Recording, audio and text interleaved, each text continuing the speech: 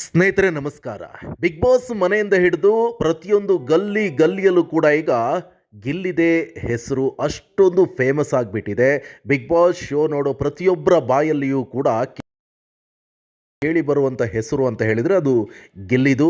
ಚಿಕ್ಕ ಮಕ್ಕಳಿಂದ ಹಿಡಿದು ವಯಸ್ಸಾದವರವರೆಗೂ ಕೂಡ ಎಲ್ಲರ ಬಾಯಲ್ಲೂ ಮನದಲ್ಲೂ ಗಿಲ್ಲಿ ಹೆಸರು ಅಷ್ಟೊಂದು ಓಡಾಡ್ತಾ ಇದೆ.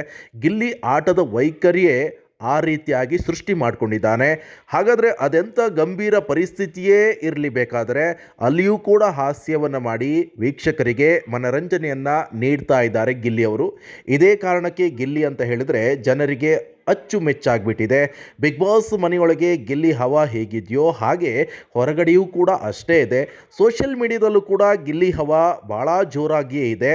TRP ಕಿಂಗ್ ಅಂತಲೂ ಕೂಡ ಗಿಲ್ಲಿಯನ್ನು ಎಲ್ಲರೂ ಕರೀತಾ ಇದ್ದಾರೆ. ಹಾಗಾದರೆ ಗಿಲ್ಲಿಯ ಈ ಸಕ್ಸಸ್ ಹಿಂದಿನ ಕಾರಣಗಳಿಗೇನು ಅಂತ ಹುಡುಕುತ್ತಾ ಹೊರಟಾಗ ಒಂದಿಷ್ಟು ಕಾರಣಗಳು ಸಿಕ್ಕಿವೆ. ಅದರಲ್ಲೂ ಕೂಡ 10 ಪ್ರಬಲ ಕಾರಣಗಳು ಸಿಕ್ಕಿವೆ. ಹಾಗಾದರೆ ಉಳಿದ ಕಂಟೆಸ್ಟೆಂಟ್ಗಳಿಗೆ ಯಾಕೆ ಈ ರೀತಿಯಾಗಿ ಆಡಲು ಆಗ್ತಾ ಇಲ್ಲ? ಹಾಗಾದರೆ ಗಿಲ್ಲಿಯ ಸಕ್ಸಸ್ ಸೀಕ್ರೆಟ್ ನಾವಿವತ್ತು ರಿವೀಲ್ ಮಾಡ್ತಾ ಇದ್ವಿ.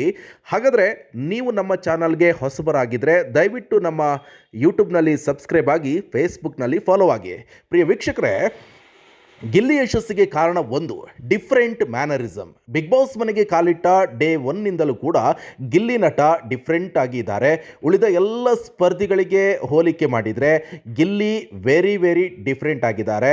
ಮಾತಲ್ಲಿ ಇರ್ಬೋದು ಅಥವಾ ಸ್ಟೈಲ್ನಲ್ಲಿ ಇರ್ಬೋದು, ಪಂಚ್ ಮಾಡೋದ್ರಲ್ಲಿರ್ಬೋದು, ನಾಮಿನೇಟ್ ಮಾಡೋದ್ರಲ್ಲಿರ್ಬೋದು, ಅದಕ್ಕೆ ಕಾರಣಗಳನ್ನು ಕೊಡೋದು ಅಥವಾ ಸ್ಟ್ಯಾಂಡ್ ತೆಗೆದುಕೊಳ್ಳುವಲ್ಲಿ ಕೂಡ ಎಲ್ಲದರಲ್ಲೂ ಕೂಡ ಗಿಲ್ಲಿ ಬಹಳ ಡಿಫ್ರೆಂಟ್ ಆಗಿ ತಮ್ಮನ್ನು ತಾವು ತೋರಿಸ್ಕೊಳ್ತಾರೆ.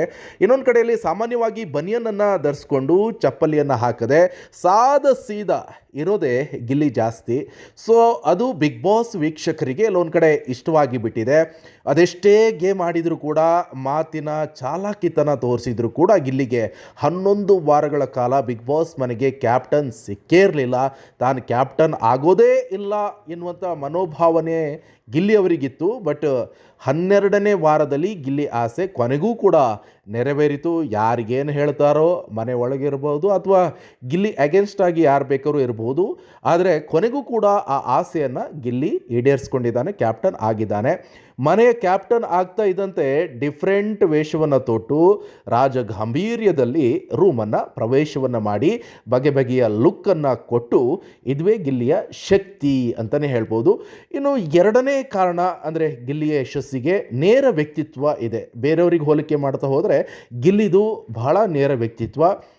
ಕಾರಣ ಇಷ್ಟೇ ವೀಕ್ಷಕರೇ, ಗಿಲ್ಲಿಯನ ಜನ ಯಾಕೆ ಇಷ್ಟೊಂದು ಇಷ್ಟಪಡ್ತಿದ್ದಾರೆ ಅಂತ ಹೇಳಿದ್ರೆ, ಕೋಟಿ ಸಂಖ್ಯೆಯಲ್ಲಿ ಅಭಿಮಾನಿಗಳು ಹುಟ್ಕೊಂಡಿದ್ದಾರೆ ಗಿಲ್ಲಿಗೆ. ಪ್ರತಿಯೊಬ್ಬರು ಕೂಡ ಮನೆ ಮಗನಂತೆ ಯಾಕೆ ನೋಡ್ತಾರೆ ಅಂತ ನೋಡ್ತಾ ಹೋದರೆ ಕಾಣಸಿಗೋದು ಗಿಲ್ಲಿಯವರ ವ್ಯಕ್ತಿತ್ವ.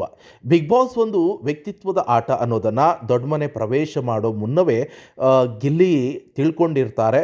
ಸೊ ಹಾಗೆ ಎಂಟ್ರಿ ಆಗ್ತಾ ಇದ್ದಂತೆ ತಮ್ಮ ವ್ಯಕ್ತಿತ್ವ ಹೇಗಿದೆಯೋ ಹಾಗೇ ತೋರಿಸ್ಕೊಳ್ಳುವಂಥ ಪ್ರಯತ್ನವನ್ನು ಮಾಡ್ತಾರೆ. ಎಲ್ಲಿಯೂ ಕೂಡ ಡ್ರಾಮಾ ಮಾಡೋದಕ್ಕೆ ಹೋಗೋದಿಲ್ಲ. ಶೋಗಾಗಿ ತಮ್ಮ ವ್ಯಕ್ತಿತ್ವ ಬದಲಾವಣೆ ಮಾಡಿಕೊಳ್ಳೋದಕ್ಕೆ ಮುಂದಾಗೋದಿಲ್ಲ. ಇತರೆ ಸ್ಪರ್ಧಿಗಳ ಬಗ್ಗೆ ಹಿಂಬದಿಯಲ್ಲಿ ಯಾವತ್ತೂ ಕೂಡ ಕೆಟ್ಟದಾಗಿ ಮಾತನಾಡಿಲ್ಲ. ಏನಾದರೂ ಹೇಳೋದಿದ್ರೆ ನೇರವಾಗಿ ಹೇಳ್ತಾರೆ ಗಿಲ್ಲಿಯವರು. ಸೊ ಇನ್ನು ಗಿಲ್ಲಿ ಕ್ರೇಜ್ ಜಾಸ್ತಿ ಆಗುವಂತೆ ಇದು ಮಾಡಿದೆ. ಯಾಕಂದರೆ ಗಿಲ್ಲಿಯವರ ಅಮ್ಮ ಬಂದಂಥ ಸಂದರ್ಭದಲ್ಲಿ, ಫ್ಯಾಮಿಲಿ ರೌಂಡಲ್ಲಿ ಬಂದಂಥ ಸಂದರ್ಭದಲ್ಲಿ, ಮಗನೇ ನೀನು ಹೊರಗಡೆ ಹೇಗಿದೆಯೋ ಮನೇಲೆಲ್ಲ ಹೇಗಿದೆಯೋ ನಮ್ಮ ಜೊತೆ ಹಾಗೇ ಇದೆಯಲ್ಲೋ ಅಂತ, ಅಂದರೆ ಆ ಮುಗ್ಧತೆ ಗೊತ್ತಾಗುತ್ತೆ. ಅಂದರೆ ಅವ್ರ ಅಮ್ಮ ಅಂದ್ಕೊಂಡಿದ್ರು ಬಿಗ್ ಬಾಸ್ ಮನೇಲಿ ಆ್ಯಕ್ಟ್ ಮಾಡಬೇಕು ಅಂತ. ಪಾಪ ಅವ್ರಿಗೆ ಅಷ್ಟು ಗೊತ್ತಿಲ್ಲ. ಅಂದರೆ ಹೇಗಿದೆಯೋ ಹಾಗೇ ಇದ್ದೆ ಅಂತ. ಹೊರಗಡೆ ಯಾವ ರೀತಿಯಾಗಿ ಗಿಲ್ಲಿ ಇದ್ದಾನೋ ಸೊ ಒಳಗಡೆನೂ ಕೂಡ ಆತ ಅದೇ ಥರ ಇದ್ದಾನೆ. ಅದೇ ಚಡ್ಡಿ, ಅದೇ ಬನಿಯನು, ಅದೇ ಕಾಲಿಗೆ ಚಪ್ಪಲ್ ಇಲ್ಲದೆ ಓಡಾಟ ನಡೆಸೋದು. ಹಾಗಂತ ಆತ ಏನು ಬಡವ ಅಂತೂ ಅಲ್ಲ, ಅತೀ ಬಡವ ಅಂತೂ ಅಲ್ಲ. ಆತ ಒಂದು ಮಿಡ್ಲ್ ಕ್ಲಾಸ್ ಫ್ಯಾಮಿಲಿ. ಈಗ ಆಲ್ಮೋಸ್ಟ್ ಎಲ್ಲರೂ ಕೂಡ ಮಿಡ್ಲ್ ಕ್ಲಾಸ್ ಫ್ಯಾಮಿಲಿಯಲ್ಲಿ ಇರ್ತಾರೆ. ಸೊ ಆಲ್ಮೋಸ್ಟ್ ಎಲ್ಲರೂ ಕೂಡ ಈಗ ಐಫೋನ್ ತಗೊಂಡು ವರ್ಕ್ ಮಾಡೋರೇ ಜಾಸ್ತಿ ಆಗಿಬಿಟ್ಟಿದ್ರು ನಮ್ಮ ಇಂಡಿಯಾದಲ್ಲಿ. ಆದರೂ ಕೂಡ ಕರ್ನಾಟಕದಲ್ಲಿ ನೀವು ಕೂಡ ನೋಡ್ಬೋದು. ಅಷ್ಟೊಂದು ಬಡವ ಅಲ್ಲ, ಆದರೆ ಮಿಡ್ಲ್ ಕ್ಲಾಸಲ್ಲಿ ಇದ್ದಾನೆ. ಒಂದು ಜನ ಮೆಚ್ಚುವಂಥ ನಾಯಕ ಆಗಿ ಈಗ ಬೆಳೀತಾ ಇದ್ದಾನೆ. ಮೂರನೇ ಕಾರಣ ಏನಪ್ಪ ಅಂತ ಹೇಳಿದ್ರೆ, ಈತ ಮಹಾನ್ ಚಾಣಕ್ಯ, ಬುದ್ಧಿವಂತ ಈತ. ಗಿಲ್ಲಿ ನಟ ಬಿಗ್ ಬಾಸ್ನಲ್ಲಿ ಬೇರೆ ಸ್ಪರ್ಧಿಗಳಿಗೆ ಹೇಗೆ ಮಾಸ್ಟರ್ ಸ್ಟ್ರೋಕನ್ನು ಕೊಡ್ತಿದ್ದಾರೆ ಅಂತ ಹೇಳಿದ್ರೆ, ಅವರೆಲ್ಲರನ್ನ ಹೇಗೆ ಆಟ ಆಡಿಸ್ತಿದ್ದಾರೆ ಅನ್ನೋದನ್ನು ಪ್ರೂವ್ ಮಾಡೋದಕ್ಕೆ ನಾಮಿನೇಟ್ ಆಗಿರುವಂಥ ಸ್ಪರ್ಧಿಗಳಿಗೆ ಬಿಗ್ ಬಾಸ್ ಒಂದು ಅವಕಾಶವನ್ನು ಕೊಡ್ತಾರೆ.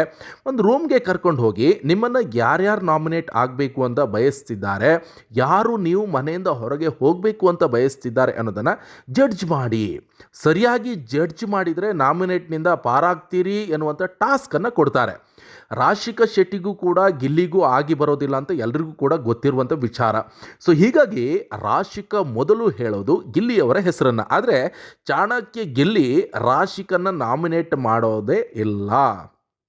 ಪರಿಣಾಮ 5 ಹೆಸರನ್ನು ಕರೆಕ್ಟಾಗಿ ಹೇಳಿ ಒಂದನ್ನು ರಾಂಗ್ ಆಗಿ ಹೇಳಿದ್ದಕ್ಕೆ ರಾಶಿಕಾ ನಾಮಿನೇಟ್ ಆಗ್ತಾರೆ. ಈ ಮಾಸ್ಟರ್ ಸ್ಟ್ರೋಕ್ ನೋಡಿ ದೊಡ್ಡ ಮನೆಯಲ್ಲಿ ಇದ್ದವರಿಗೆ ಫುಲ್ ಶಾಕ್ ಆಗಿಬಿಟ್ಟಿದ್ದಾರೆ. ಇನ್ನು ಯಶಸ್ಸಿಗೆ 4ನೇ ಕಾರಣ ಅಂತ ಹೇಳಿದ್ರೆ ಈತ ಹಾಸ್ಯಕ್ಕೂ ಸೈ ಮತ್ತು ಜಗಳಕ್ಕೂ ಜೈ ಅಂತ. ಯಾಕಂದರೆ ಬಿಗ್ ಬಾಸ್ ಮನೆಯಲ್ಲಿರುವಂಥ ಅಶ್ವಿನಿ ಗೌಡ ಪ್ರಬಲ ಸ್ಪರ್ಧಿ, ಎಲ್ರಿಗೂ ಕೂಡ ಗೊತ್ತಿರುವಂಥ ವಿಚಾರ.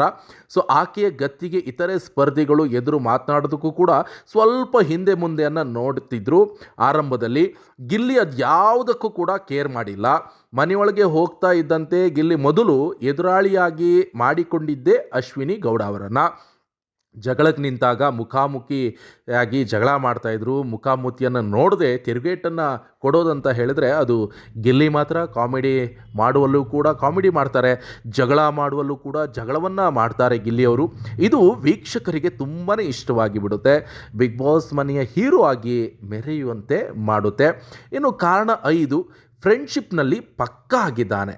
ಯಾಕಂತ ಹೇಳಿದ್ರೆ ಬಿಗ್ ಬಾಸ್ ಮನೆಯೊಳಗೆ ಮಾತು ಕೊಟ್ಟಂತೆ ನಡೆದುಕೊಳ್ಳೋದು ಸುಲಭದ ಮಾತು ಅಲ್ವೇ ಅಲ್ಲ. ಅದು ವಾರ ಕಳೆದಂತೆ ಆಟದ ವೈಖರಿ ಬದಲಾಗುತ್ತಾ ಹೋಗುತ್ತೆ. ಸ್ನೇಹಿತರು ಶತ್ರುಗಳಾಗ್ತಾರೆ, ಶತ್ರುಗಳು ಮಿತ್ರರಾಗ್ತಾರೆ. ಕಾವ್ಯ ವಿಚಾರದಲ್ಲಿ ಗಿಲ್ಲಿ ಬಿಗ್ ಬಾಸ್ ಮನೆಯ ಪ್ರವೇಶದ ವೇಳೆ ಏನನ್ನ ಮಾತು ಕೊಟ್ಟಿದ್ರು ಹಾಗೆ ನಡೆದುಕೊಂಡಿದ್ದಾರೆ. ನಿನ್ನ ಜೊತೆ ನಾನು ನಿಲ್ತೀನಿ ಅಂತ ಹೇಳಿದ್ದಾರೆ ಗಿಲ್ಲಿ. ಇವತ್ತಿಗೂ ಕೂಡ ಕಾವ್ಯ ಪರ ಸ್ಟ್ಯಾಂಡನ್ನು ತೆಗೆದುಕೊಳ್ತಾ ಇದ್ದಾರೆ. ಬಿಗ್ ಬಾಸ್ ಸೀಕ್ರೆಟ್ ಟಾಸ್ಕನ್ನು ಕೊಟ್ಟಾಗ ಮಾತ್ರ ಕಾವ್ಯ ಕಣ್ಣೀರನ್ನು ಹಾಕಿಸಿದ್ರು ಕಾವ್ಯನಿಗೆ ಗಿಲ್ಲಿಯವರು. ಸೊ ತಾನು ಆ ನೋವಿನಲ್ಲಿ ಕೂಡ ಬಿರಿಯಾನಿ ಊಟವನ್ನು ಬಿಟ್ಟಿದ್ರು. ಅದು ಫ್ರೆಂಡ್ಶಿಪ್ಗೆ ಕೊಡುವಂಥ ಬೆಲೆ ಅಂತ ಹೇಳಿ ಜನ ಗಿಲ್ಲಿಯನ್ನು ಮೆಚ್ಚಿ ಕೊಂಡಾಡಿದ್ದಾರೆ.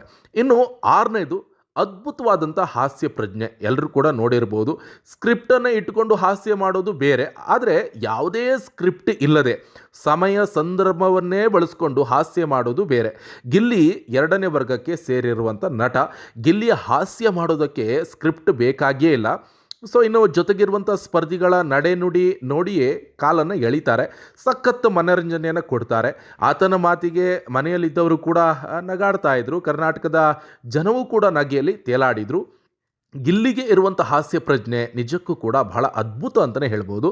ಇನ್ನು ಕಾರಣ 7, ಇನ್ನು ಜಗಳದ ಬಳಿಕ ಅಲರ್ಟ್ ಆಗ್ತಾನೆ ಗಿಲ್ಲಿ. ಬಿಗ್ ಬಾಸ್ ಮನೆಯಲ್ಲಿ ಬೇರೆ ಸ್ಪರ್ಧಿಗಳಿಗೂ ಅಥವಾ ಗಿಲ್ಲಿಗೂ ಇರುವಂಥ ವ್ಯತ್ಯಾಸವೇ ಇಲ್ಲಿದೆ ನೋಡಿ. ಯಾಕಂತ ಹೇಳಿದ್ರೆ ಬೇರೆ ಸ್ಪರ್ಧಿಗಳಿಗೆ ಒಮ್ಮೆ ಜಗಳ ಆಯಿತು ಅಂತ ಹೇಳಿದರೆ ಕನಿಷ್ಠ 2-3 ದಿನವಾದರೂ ಕೂಡ ಮಾತನಾಡೋದನ್ನು ಬಿಟ್ಬಿಡ್ತಾರೆ. ಆದರೆ ಹಿಂದೆ ಹೋಗಿ ಮಾತನಾಡೋದಕ್ಕೆ ಶುರು ಮಾಡ್ತಾರೆ. ಗಿಲ್ಲಿ ಬಹಳ ಡಿಫ್ರೆಂಟ್ ಆಗಿದ್ದಾರೆ.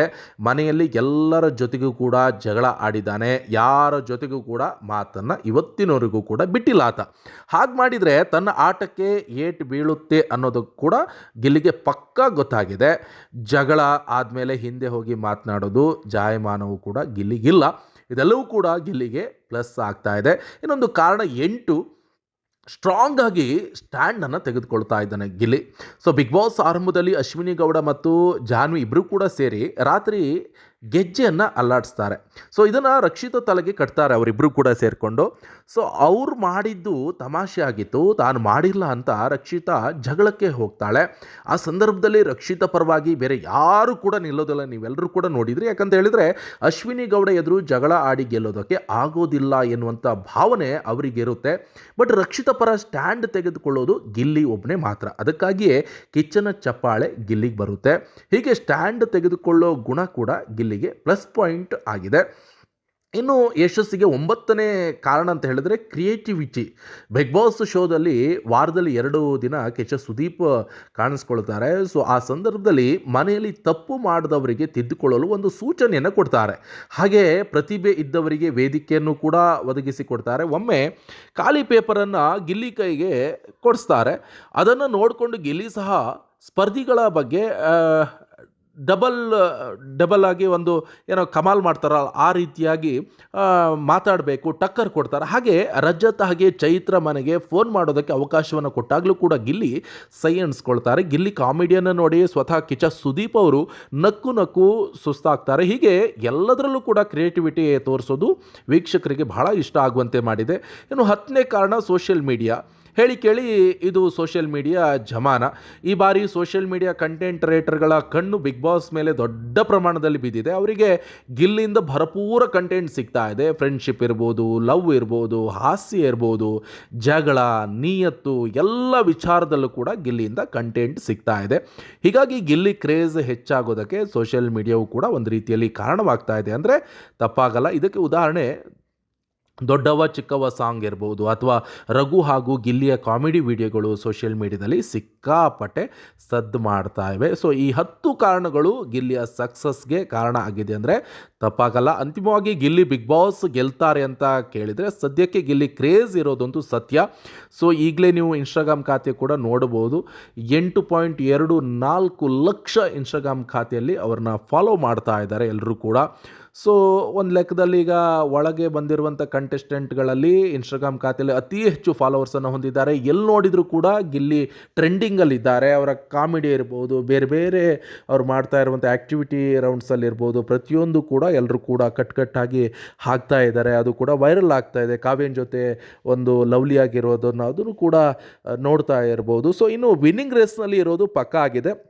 ಆಟ ಮುಗಿಯೋದಕ್ಕೆ ಇನ್ನೇನು ಕೆಲವೇ ವಾರಗಳು ಬಾಕಿ ಇದೆ. ಹೀಗಾಗಿ ಇನ್ಮೇಲೂ ಆಟವು ಬಹಳ ಮಹತ್ವ ಆಗಿರುತ್ತೆ. ನಿಮ್ಮ ಪ್ರಕಾರ ಗಿಲ್ಲಿಯ ಸಕ್ಸಸ್ಗೆ ಕಾರಣ ಏನು? ನಿಮಗೇನಾದರೂ ಇದಕ್ಕೂ ಮೀರಿ ಏನಾದರೂ ಕಾರಣ ಗೊತ್ತಿದೆಯಾ? ಅದನ್ನು ತಪ್ಪದೆ ಕಮೆಂಟ್ ಬಾಕ್ಸ್ನಲ್ಲಿ ದಯವಿಟ್ಟು ಮೆನ್ಷನ್ ಮಾಡಿ. ಜನರು ಇಷ್ಟೊಂದು ಗಿಲ್ಲಿಯನ್ನು ಇಷ್ಟಪಡ್ತಿರೋದು ಯಾಕೆ? ಹಾಗಾದರೆ ನೀವು ಕೂಡ ನೋಡ್ತಾ ಇದ್ದಲ್ಲಿ ಸೊ ನಿಮಗೆ ಯಾಕೆ ಗಿಲ್ಲಿ ಇಷ್ಟ ಆದ? ಆತನ ವ್ಯಕ್ತಿತ್ವ ಏನು ಇಷ್ಟ ನೋಡಿದ್ರಿ ಆತನ ವ್ಯಕ್ತಿತ್ವದಲ್ಲಿ? ಅದನ್ನು ಕೂಡ ಕಮೆಂಟ್ ಬಾಕ್ಸಲ್ಲಿ ಮಿಸ್ ಮಾಡಿದೆ ಮೆನ್ಷನ್ ಮಾಡಿ. ಜೊತೆಗೆ ನಮ್ಮ ಯೂಟ್ಯೂಬ್ ಚಾನಲನ್ನು ಸಬ್ಸ್ಕ್ರೈಬ್ ಆಗಿ, ಜೊತೆಗೆ ನಮ್ಮ ಫೇಸ್ಬುಕ್ನಲ್ಲಿ ಫಾಲೋ ಆಗಿ. ಧನ್ಯವಾದ ಕರ್ನಾಟಕ.